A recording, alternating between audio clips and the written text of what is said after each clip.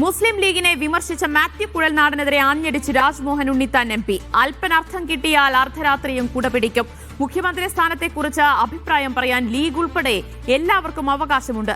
അവകാശമില്ല എന്ന് ഒരു നേതാവിനും പറയാനാകില്ല. അങ്ങനെ പറഞ്ഞവരുടെ പാരമ്പര്യം എല്ലാവർക്കും അറിയാമെന്നും രാജ്മോഹൻ ഉണ്ണിത്താൻ പറഞ്ഞു.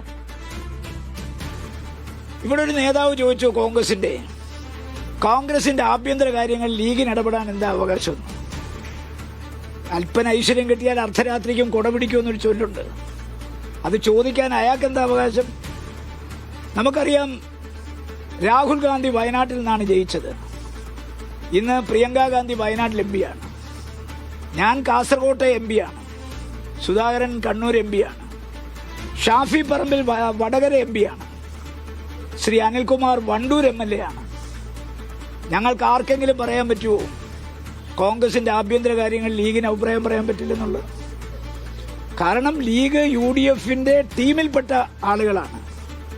അവർക്ക് വ്യക്തമായ അഭിപ്രായമുണ്ട്. അവർക്കത് പറയാം, രഹസ്യമായും പറയാം, പരസ്യമായും പറയാം. അതൊക്കെ പറയാനുള്ള അവകാശം അവർക്കുണ്ട്.